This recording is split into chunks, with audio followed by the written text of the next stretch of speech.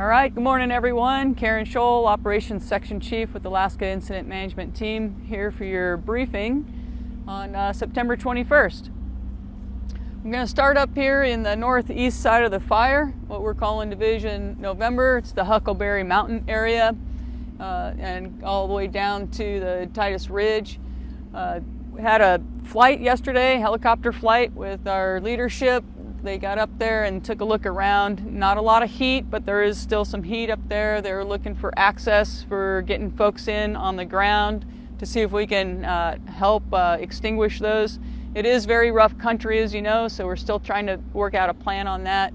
We did put some water drops from a helicopter on some of these hot spots out here, just trying to keep them cooled off so they don't have the opportunity to get up and move on us, especially through these kind of coming warm and dry days. As we move across Cougar Creek, we had crews in assessing, making sure that everything is holding. It all looks good, and we have high confidence that the fire is not going to cross or have any northward movement off the Cougar Creek road.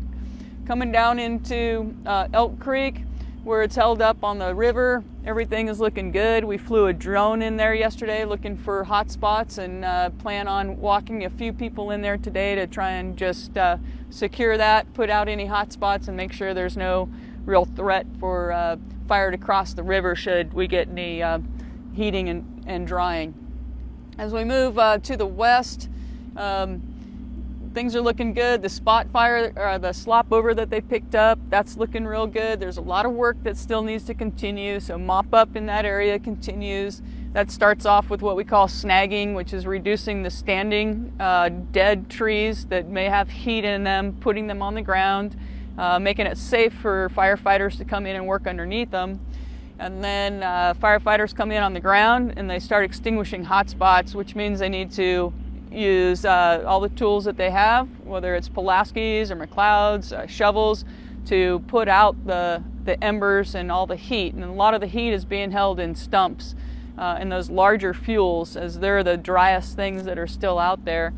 So it takes quite a bit of time and quite a bit of effort, but the mop-up continues, and you'll hear us saying that over and over and over for the coming days about mop-up and how hard of work it is to actually extinguish the fire. So mop-up continues there as we get all the way up to the Titus Mountain, and then as we come down towards Chicken Ladder, everything's looking good. It's holding, keeping an eye on that. And then as we start to turn west again, we've got this kind of bowl in here, and we're taking a look at that to cut this off using existing roads, brushing it out, and maybe burning that out a little bit with some aerial ignition from our unmanned aerial system or the drone. So that's possibly happening today. It's a brushy component. You should have no control issues with that, but that will help us just make sure we have good lines where fire can't cross instead of letting it do its own thing in there. So we prefer to have a black line in here, and so we're looking at what we can do there over the next couple of days. As we move to the west, where it's black lined, everything's looking good. There's still patrol and mop up happening, especially on some of these slop overs. So that's all working. It's looking really good. Forgot to mention on the Chicken Ladder off Titus Ridge where it slopped over, we've got crews in there. We got around it. It has not advanced downslope towards the 10 road. It's holding in place.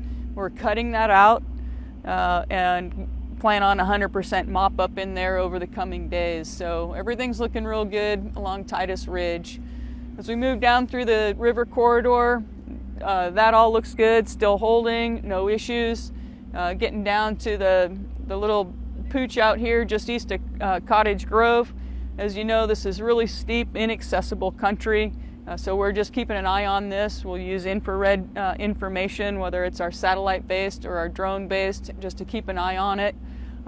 Mostly smoldering happening here, but we have no plans to put people in this country. It's just too dangerous. So we'll keep an eye on it. If we need to, we'll work it with buckets just to make sure it stays cool. As we move around towards Yukon Mountain, yesterday we had fallers in snagging the road. So again, dropping the hazardous trees so that people can access that without fear of big trees coming down on them. So a lot of work on the mountain, on the on the road going up to Yukon Mountain lookout. And then as we come around the horn, everything's looking real good. We continue to patrol and assess and mop up where we can and where it's safe to do so.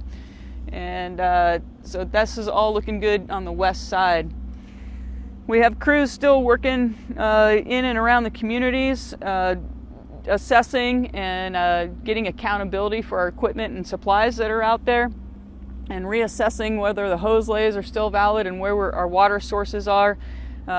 As time goes on, a lot of our resources time out, so we have mandatory time that they have to take off, and then new resources come in. So it's kind of a continual updating and making sure everyone who's out there understands where everything is located, how to access it, and what the plan is. So it's a continual kind of learning process, and so we've got a lot of that happening right now.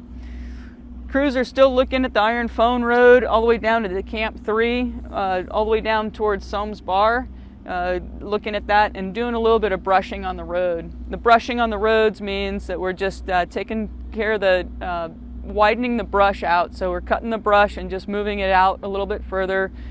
So if we need to use this as a holding feature, we have a little bit more room to operate, and we won't have flames right up next to the road. There's no soil disturbance happening anywhere along here, and we're just being real light but on the land, and just taking a real careful approach, but really taking a look at this as a holding feature. We've got some structure protection folks helping out around structures in the Merrill area, as well as down in the Salmon River area, providing some structure protection, doing some brushing, and then setting up sprinklers and whatnot in places that are needed, working in conjunction with the homeowners in those areas. And today they'll be looking on the south side of the Salmon with the intent to do the same thing where needed.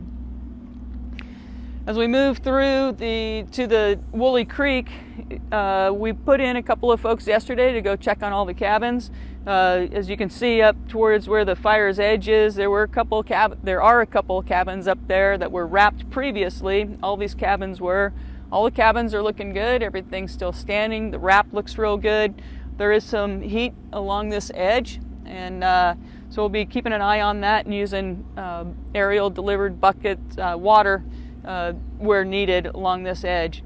Down here at the bottom is where it hits up to the Steinecker Ridge, and a little bit of heat up there. Hasn't crossed the ridge, but we're keeping an eye on that. We don't want it to cross the ridge, but it is inaccessible, so most of what we're going to be doing would be aerially delivered.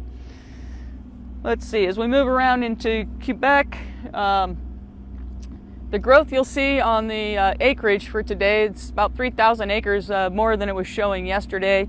For those who are paying attention to the acreage, that growth did not happen yesterday. That growth happened right before the rains came with that prefrontal winds that came through, but it has just now been captured and put into the statistics. So that's why you would see the growth, but this actually happened, I guess it was Saturday into Sunday.